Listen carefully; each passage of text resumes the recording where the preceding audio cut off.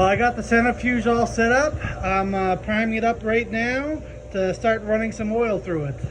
So that hose is when you shut it off, any water will drain out of there, or some of the sludge will drain out of that hose down into that bucket. And then all the clean fuel comes out of this hose here, which I'm just having it go into this tote here. When I'm ready to start running fuel, I'll start put this up top of like a clean tote, and that hose will go down into the tote. Like then later, once this is all ran through, I'm going to pump it out of here through the centrifuge in a clean tote, then I'll mix it with gasoline. Temperature is starting to climb.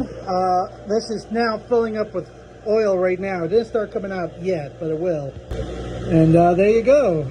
There's first stage screened oil.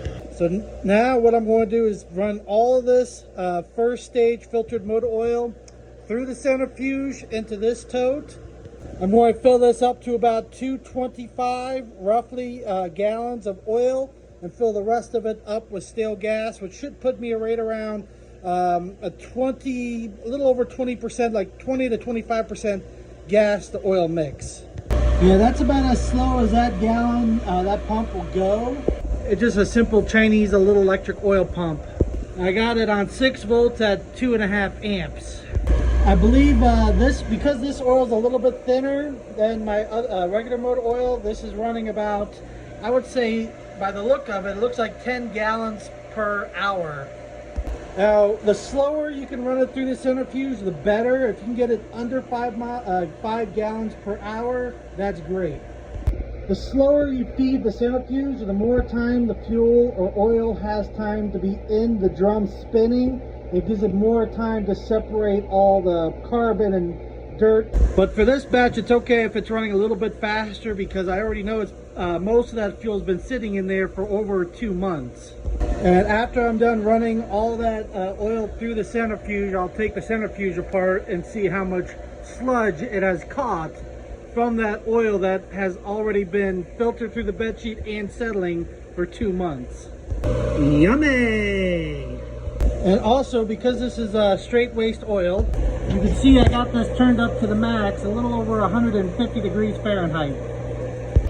Now that thins out the oil so the centrifuge can filter it out better. Also, kind of helps boil out any water or moisture in it too. Another big shout out to PA Biodiesel Supply for sending me the centrifuge. I got a little sample of it to do some testing later. So I got this jug with straight waste oil that I've ran through the centrifuge. Here's that filtered oil mixed with gasoline, like if it was already mixed in this tote. And then once this is all mixed with oil and gas, I'm going to run it through the centrifuge again without the heater and do another sample. I'll do a jug of waste oil that's not filtered also.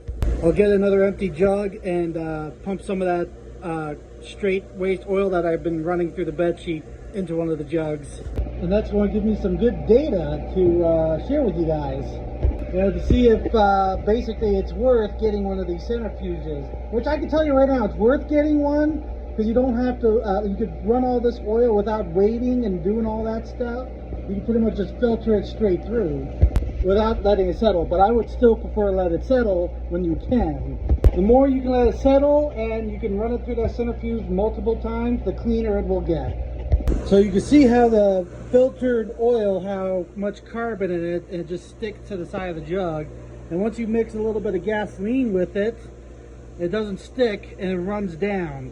And because it's going to be thinner now with the oil and gas mix, more of that carbon is going to settle out of that fuel. So yeah, I know there will be some carbon settled to the bottom of this tote, like I've talked about in previous videos.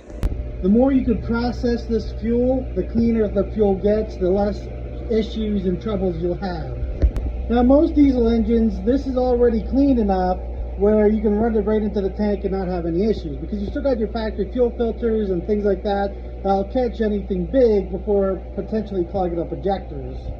This is more for like all this extra processing and filtration is more for like turbo heaters and furnaces, because they have a very fine nozzle. So if you don't have this fuel really clean, they tend to clog up the injectors or build up with carbon on the tips. Okay, I'm done running all this first stage filtered motor oil through the centrifuge into this tote, and I'm going to mix gas with this later.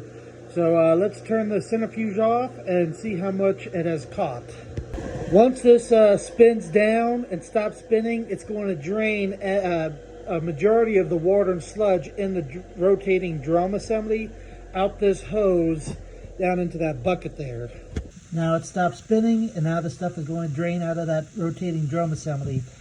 And you'll see some of the sludge and water coming out of it. Now I got all the screws off. Let's take this lid off.